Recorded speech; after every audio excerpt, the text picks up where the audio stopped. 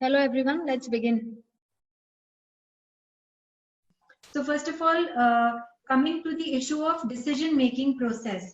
So अगर मैं आपसे पूछूं जसवंदर जी कि कैंसर का डायग्नोसिस जब होता है तो obviously it's a shock to the entire family, लेकिन अब उसका ट्रीटमेंट आगे करना है, सर्जरी होनी है, कीमोथेरेपी होनी है, रेडिएशन होना है, किस डॉक्टर के पास जाना है। सो आपको क्या लगता है कि उस डिसीजन मेकिंग प्रोसेस में कौन कौन इन्वॉल्व होना चाहिए, या आपने किस तरह इसको डील किया? Hello, am I audible? Yes, you are Audible.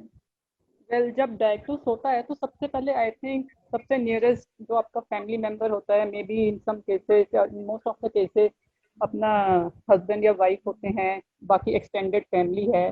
तो इस हिसाब से अगर सबका पूरा फैमिली सपोर्ट रहता है तो उनके डिसीजन से, मेनली पार्टनर के डिसीजन से, डॉक्टर्स वगैरह का डिसीजन लिया जाता है कि किससे सर्जरी करवाई जाए एंड आगे का chemo, radiation. And more over, यदि हमें कोई फैमिली में ही नोन मिल जाए, जैसे मुझे डॉक्टर मानसी का बहुत सपोर्ट रहा था, तो इट्स नथिंग लाइक दैट। मैं तो ये कहूँगी कि हमें डॉक्टर के रूप में एक भगवान मिल जाते हैं, and with full faith in them फिर आगे चलता रहता है, and without any question in mind.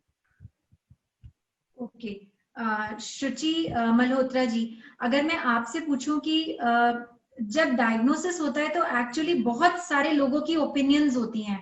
हमारे फैमिली में जितने सारे लोग होते हैं, आई कैन अंडरस्टैंड कि सब लोग बहुत कंसर्न्ड होते हैं, तो सब अपनी अपनी एडवाइस देने की कोशिश करते हैं। आउट ऑफ एंजाइटी पेशेंट और फैमिली मेंबर्स भी गूगल करते हैं। There is actually a flood of suggestions. तो उसको कैसे डील करना चाहिए और किस हद तक उसको आपके डिसीजन मेकिंग प्रोसेस में इन्वॉल्व होना चाहिए?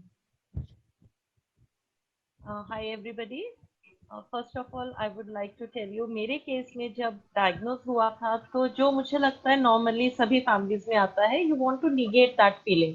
ऐसा लगता है नहीं ये गलत है, शायद रिपोर्ट्स गलत हैं, तो you go for test, you go for retest कि शायद कुछ नेगेटिव आ जाए, पॉजिटिव हम तो हो ही नहीं सकते ना पॉजिटिव। तो दैट पर्टिकुलर फीलिंग सबसे पहले आती है।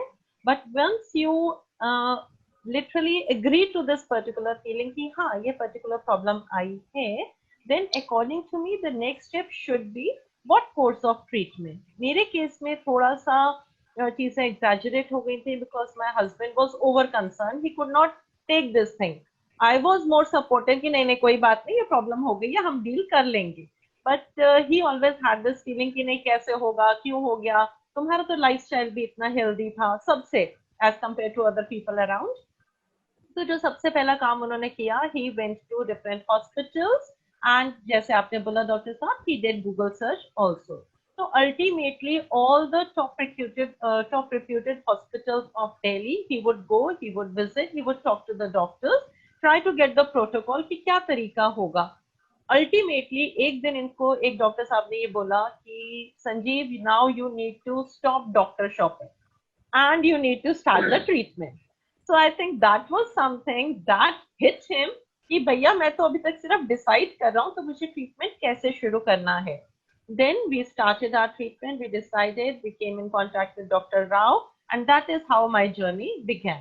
And it is 2005 I was diagnosed, 2020 now, touch wood, by the grace of God, by the blessings of everybody, by over concern of my doctors, I'm doing pretty fine now. Thank you. Okay, so what you mean to say is कि पहले तो एक denial वाली phase होती है, फिर उसके बाद एक्सेप्टेंस इंपॉर्टेंट होता है। एक्सेप्टेंस आएगा तभी हम उस प्रॉब्लम को डील करने के लिए आगे कोई स्टेप लेंगे। Very true, very true. यही सेम चीज हुई थी मेरे केस में कि पहले तो आप डिनाई करते हो, बिकॉज जैसे मैंने आपको बताया ऐसे लगता है हमें नहीं हो सकता। Once you this particular feeling seeps in you कि हाँ अब ये प्रॉब्लम है, अब इसको फेस करना है। तो मेरे केस में ये हुआ था कि I try to contact my near and dear ones, और जैसे लोगों का होता है नहीं बताना, नहीं छुपाना, छुपाना है, मेरे केस में टोटली ऑपोजिट था।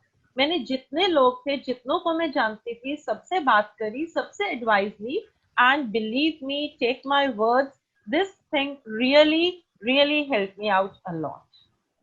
कि जितना ज्यादा आपने बात करी, अभी जैसे doctor Mansi was also talking about support group, I think it is an excellent idea because when we all are sailing in the same boat, एक होता है आपने नॉन फॉर्मल तरीके से जब किसी से बात करी, when we all are together we can discuss our problems, maybe कुछ ऐसी चीज हो जो a person is hesitant to talk to the doctor और टॉक टू द फैमिली। बहुत सारे ऐसे मेरे साथ भी थे क्वेश्चन जहां लगता था कि यार अगर मैं डॉक्टर साहब से बात करूंगी तो कोई स्टूपिड सा तो नहीं लगूंगी, बट जेन्युइनली वो मेरे कंसर्न्स थे।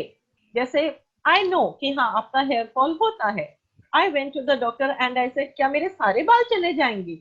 And then after a minute I realized कि yes जाएंगे, then why do I want to reconfirm? Then one of my friends faced the same problem. I went to her, I had a word with her, and the way she convinced me कि हाँ यार जाएंगे, कोई बात नहीं, regrow कर जाते हैं, पार्ट ऑफ लाइफ है, you should be happy कि ट्रीटमेंट है।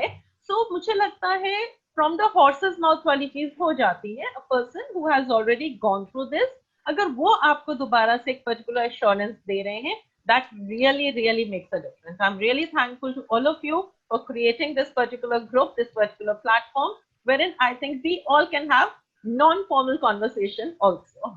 Right. I think Dr. Mansi wants to add something here. Yeah, very rightly pointed out by Shuchi ji, that when you ask, sometimes you feel कि doctor से ये question कैसे पूछ ले हम, it's a very silly question. So you should not feel like that. जैसे आप Google में कुछ भी search करते हैं, so you don't hesitate. You can ask anything to the Google. So वो नहीं करते हुए आप doctor से कुछ भी पूछ सकते हैं. And in fact, if you have a diary, maintain a diary की ये सारी चीजें मुझे पूछनी, so that when I am consulting the doctor मैं भूल ना जाऊँ वो points. So you can ask anything to us and that is a better option than actually searching it.